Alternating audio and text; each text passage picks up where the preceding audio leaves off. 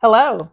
Thank you for tuning into my channel. This is Vlogmas in July 2024, day 20. And today we're going to learn 10 ways that you can use your Scrappy strips and strings. So if you want to learn more about that and get a bonus, please stay tuned.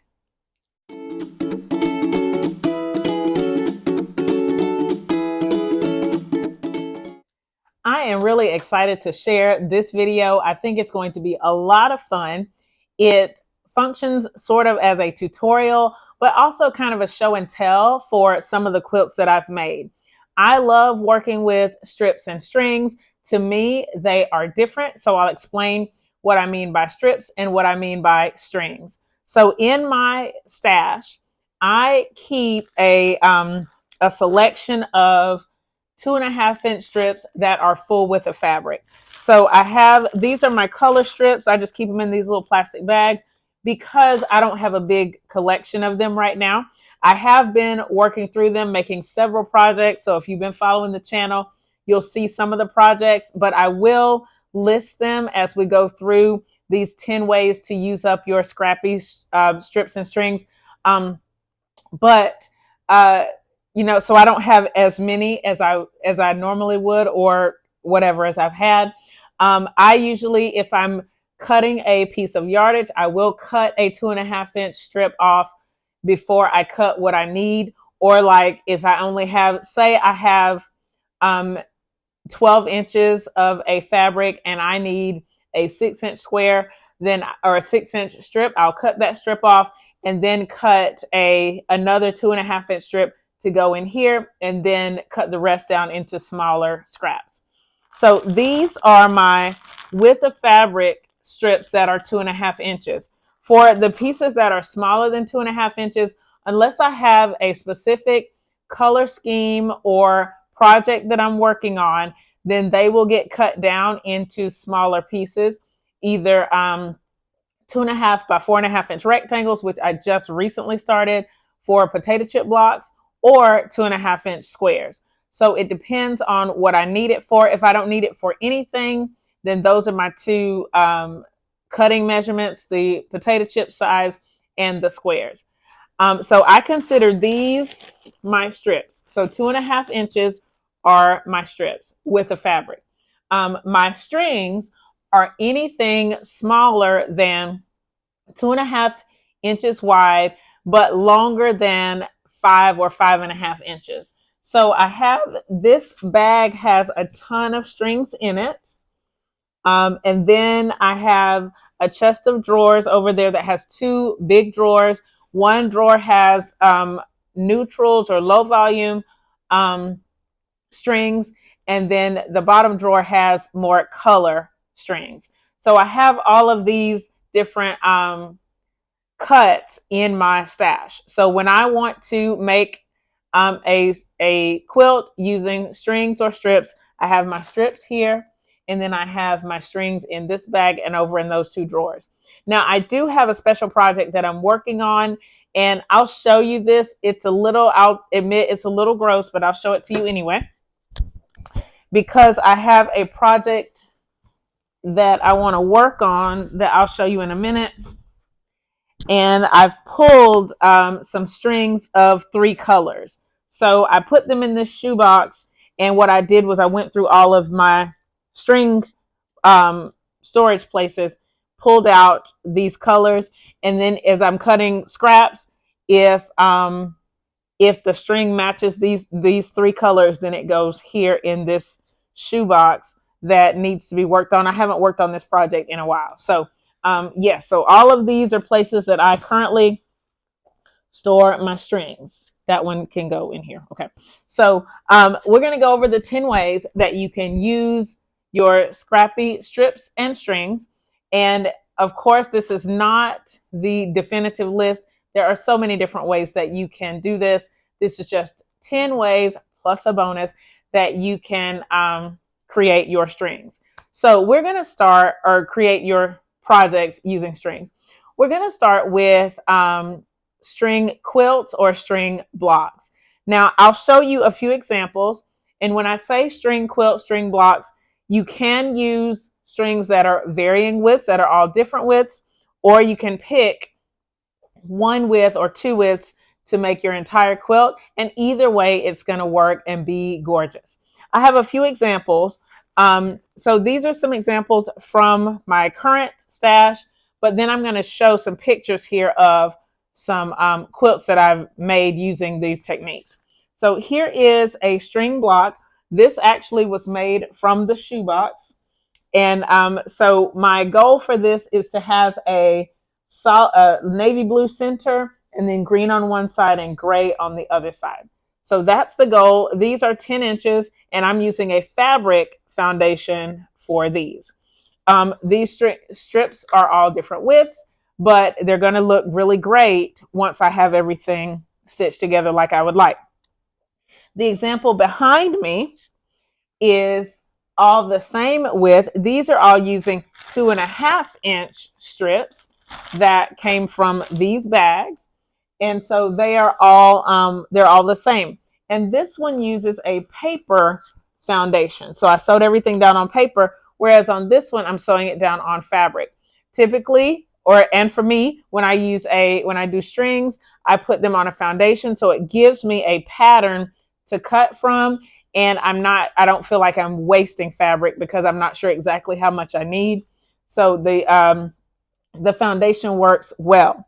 Now, I also recently made these, and I'm going to count these as string blocks. These are panels for a tote bag that my mama is going to get. And for this one, these are quilts as you go. So the foundation is on batting. All of these work well. And as a matter of fact, one of the quilts that I'm going to show you, this quilt was made for my niece. I'm going to put it right here in the video. This quilt was made quilt as you go. So it had foundation and a backing. And it is all or mostly strings. I think there are 4 blocks that are not strings, but it's mostly strings. And I've stitched it quilt as you go. The next quilt that I'm going to show you is... which one is it? Oh, well, you've already seen the rainbow string quilt here with the paper foundation. This is just a partial top. It's not completely finished. I will work on it some more later. The next quilt that I want to show right here in the video is my heartstrings quilt. And I took a string block like this one. I did use a paper foundation on that one.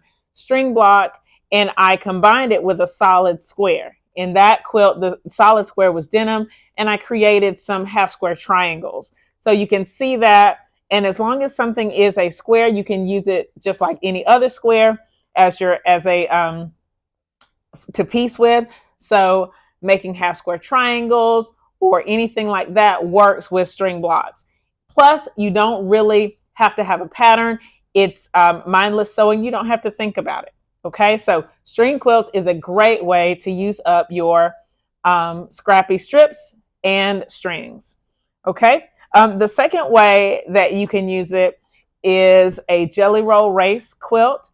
I have only made one jelly roll race, and I've seen people say that it's a beginner friendly quilt pattern. I'm not 100% sure I agree with that, but it is not a hard quilt to make. So if you are interested in a jelly roll race, I'm going to put a picture of the one that I made here. I took some leftover strips that I had from another project to create the jelly roll race quilt. And it was it was hard work, but ultimately it was fun. And this quilt was given to my niece, and it is really like her favorite quilt. It was given to her when she was a baby, and she just turned 9, and she really loves that quilt. So, it's worth it to make one, and I'm sort of interested in making another one, but not right now. I have too many other things on my plate, but it is a good quilt to make. It will use up, if you have a jelly roll, it will use up a jelly roll, or if you get 40 to 42 strips, you get a nice size quilt from the jelly roll race. So a lot of fun. You can make it. Again, I'm not sure it's beginner friendly because of the first seam where you sew all of those together. Like, to me, when I did it, it was like, oh my gosh, it felt like it took forever, but that's up to you. It is a good quilt to make. It'll give you a good size with your jelly roll. So jelly roll race, also a good way to use up your strips, 2.5 inch strips. Okay. And again, oh, let me make sure I say that the Jelly Roll Race is for 2.5-inch strips. So if you have multiple widths of fabric or multiple widths of your strings, it's not for the Jelly Roll Race, I don't think. Okay. The next one is, it can go either way. It is a coin quilt. I made a coin quilt from some African fabrics. I'm going to put it here in the video so that you can see it. This was one of my most recent quilts. Like, I just finished it in 2024. And I really enjoyed making this quilt. One cool thing about a coin quilt is all you have to do is sew the strips together, and then you cut that whole strip set into the width that you want. This can be used for all one size strip. In my quilt, I use only 2.5-inch strips. But if you have a foundation, I think that you can make a coin quilt with multiple size strips, as long as they're on that foundation that you can cut down to the size that you want. And I have an example of that. Let me grab it. I didn't think about this before, but I'm going to grab it right quick. So this is something that I had been working on, and these are actually cut pieces. I'm not sure what I did with the other pieces, but I took the back of the interfacing paper and just sewed my strips on there. So that is an example of, if you want to make a coin quilt but you have different widths, you can use a foundation to make them all the same size. And with your coin quilt, all you have to do, once you have your width of fabric that you want to cut, or width of strip set that you want to cut, you can just put a sashing in between your strip sets, and it will give you a really nice quilt. My quilt I just really love it. It turned out great. And I ended up going with that purple, and I wasn't sure at first, but that purple really allows those other colors to pop out. And so it really helps. The coin quilt, simple, simple, simple. It's just a matter of sewing those strips together and cutting the width that you want for your strip set. So a lot of fun. Coin quilt, another great way to use your scrappy strips and strings. Okay, the next one is one that I just made, and it was surprisingly not hard, and that's the Type It quilt. So if you are relatively new to the channel, you've probably already seen this quilt. I actually have it right here because I have not taken it down to my little sister yet, but I'll show you a little bit of it here. And so this is just 2.5-inch strips. They have been sewn together. Like, you sew each 2 strips into a ring, cut it, and then you sew all of those together. I'll put a picture of the entire quilt here so that you can see it. I like this quilt. I don't think it was too challenging. The only thing is, when you are sewing long strips together, you have to swap the end that you start on so that you don't get a bow, so that there's not this gentle curve in your quilt. Mine, I didn't do that, and I learned a valuable lesson. But still a fun quilt, not too challenging, and you only need, I think for that one, I used 36 strips, full with the fabric strips, and then 18 contrasting strips, and you just cut the 18 in half so that you get the 36. So it doesn't take a lot of fabric. You get a nice size quilt, and it's pretty fun. So I'll link the Type It quilt pattern in the description box. It is a free pattern that you can get. It's like a 2-pager, really simple, and you'll love putting it together. And it looks great once it's all together. So the next one is, these next 3 are where you sew your strips together, but then you have to cut units out of them, and you sew the units together. A lot of fun because you can get some really interesting looks. So you definitely want to check out a few of these. And again, I have videos for all of these. They will be linked in the description box. So the first one that we're going to look at it's called The Summer in the Park. That's from Missouri Star. That's where I got the title from. And what this is you take 2 sets of 3 strips and you sew them together, and you cut squares out of them. And when you do that, you get a quilt that looks something like this. What I have here in the in the video where the strips have these, you have like a diagonal stripe going through each one of your blocks. It's really fun and not near as hard as you would think it would be. So I think it's definitely worth a try. If you have, say, 1 or 2 colors that you want to use, but you can make it all scrappy, it doesn't matter. But using 1 to 2 colors and a neutral will really set it off, because you'll get contrasting patterns in each block, and it turns out really cute, really great. So definitely give that quilt a try. When I made it, I really enjoyed it. I thought it was a lot of fun. So hopefully you'll have fun with it too. The next one is the rail fence. Now, the rail fence is a classic quilt block. It's been around for a long time. And unlike the summer in the park quilt, and I should have put these in reverse order, the rail fence is where you just sew your blocks together, or sew your strips together, however many you want to sew together, 3, 4, 5, and then you measure, and then you cut squares from that strip set. And then you just sew them together alternating. When you do that, you get a quilt that looks like this. And my quilt that I'm showing here is actually not strips. It's like I use like 4-inch rectangles or something like that. But you can still get that look with your strips. I don't know if you could do it with strings because of the different fabric widths. So I wouldn't recommend that. But if you have 2.5-inch strips, or even 3 or 3.5-inch strips, as long as you measure and cut the same width as your strip set, then you'll get squares that you can alternate, and they'll go together perfectly in your quilt. So I love the rail fence. I actually have some fabric upstairs that I'm thinking about making a rail fence, but I haven't made a final decision yet. So the next one, these next 2 are like 2 of my favorite. And I'm excited because all 3 of these quilts that I'm going to share, I finished them. Well, no, one of them I did not finish in 2024, but these 2 I did. And so the first one is the trip around the world. Now, the trip around the world is cool because you create your strip set, you sew it together like a tube, and then you cut the tube into these much smaller strip sets that you just get to put back together in a slightly different order. And so you get these really amazing looks and these really gorgeous blocks. So I'm going to show the trip around the world in 2 ways. The first one that I'm going to show, I only used 3 colors. Well, I used blue and yellow and then a neutral. So I'm going to show you the individual block here.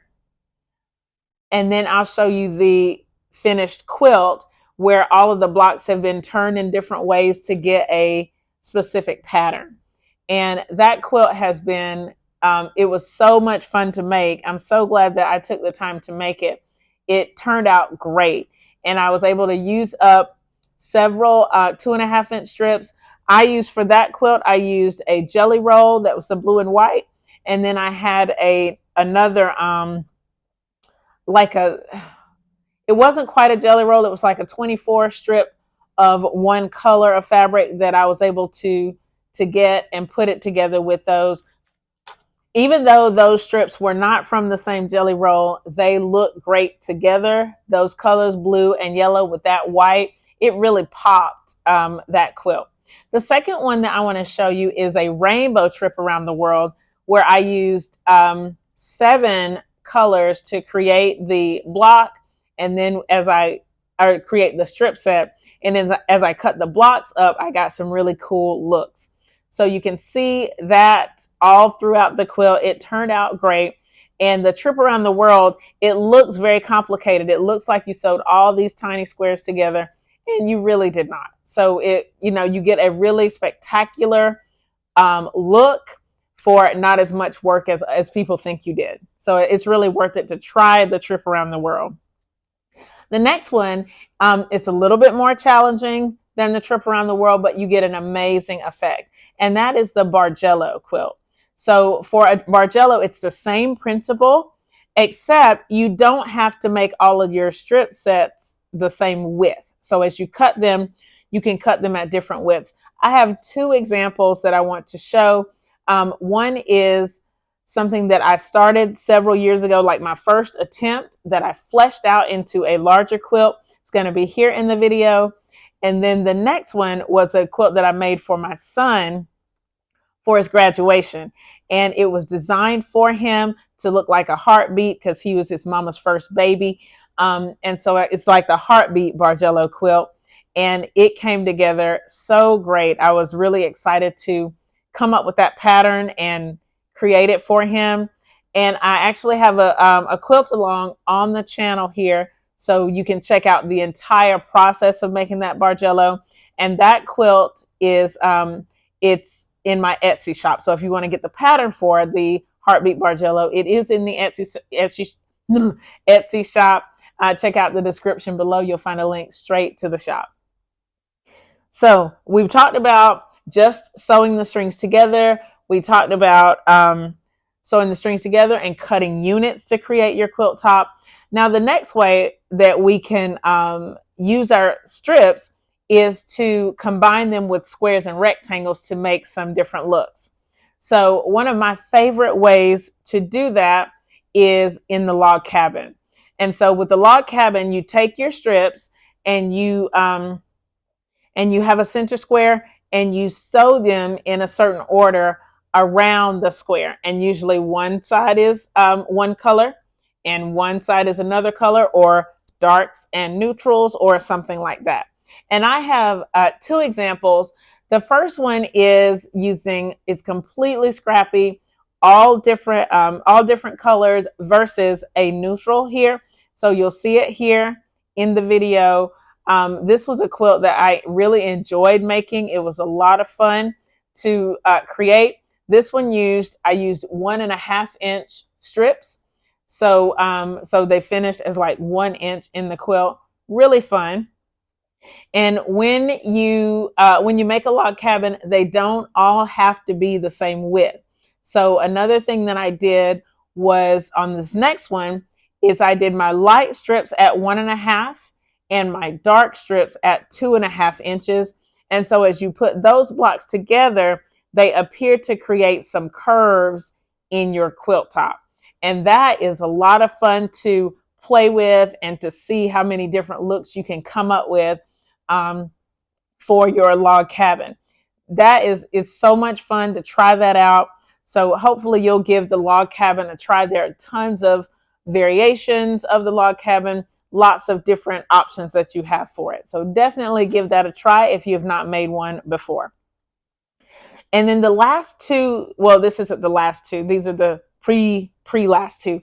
I took some just 5-inch squares and I bordered them with some strips. So the first one that I'm going to show is the jewelry box quilt. And for that quilt, I took a square and I bordered it on all 4 sides with a 2.5 inch strip. And the beauty of this one is, even though it looks like diamonds, I constructed everything as squares, but in the way that you cut it and sew it back together, it creates the diamonds. And so that's why I call it the jewelry box, because it's like little diamonds in those boxes. And that was a lot of fun to make. I was able to put some cute borders on it. It turned out great. Again, check the description box to see how to create that.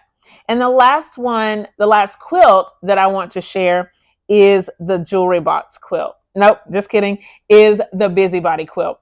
Now I created this is my pattern. You can find it in my Etsy shop.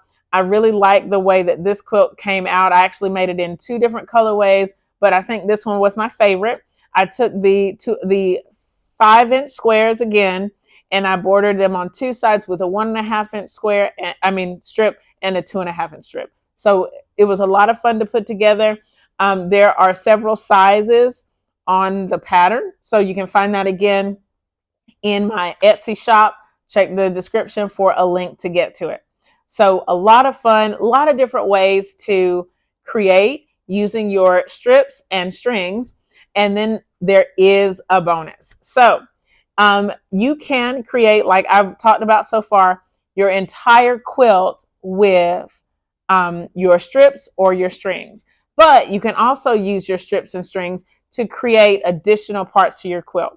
So one of the things that we're going to talk about is the piano key border, and we're going to kind of discuss it in two ways. Like I showed you before, you can take a foundation, if you have your different size strips, and you can use this as your border. So you might take the entire strip. I wish I could find it right here, right this second, so I could show it to you. Take your entire strip. You can stitch it along the edge of your quilt as a border. And that way you can use up your smaller strips and they don't all have to be the same size. Now, by that same token, you can take the same size strip and create your piano key border. I'm going to show you the border on a particular quilt that I made. It was inspired by Chris O'Neill and her channel, Sew the Distance. So I'm going to link that video as a part of these videos in the description box so that you can go check it out.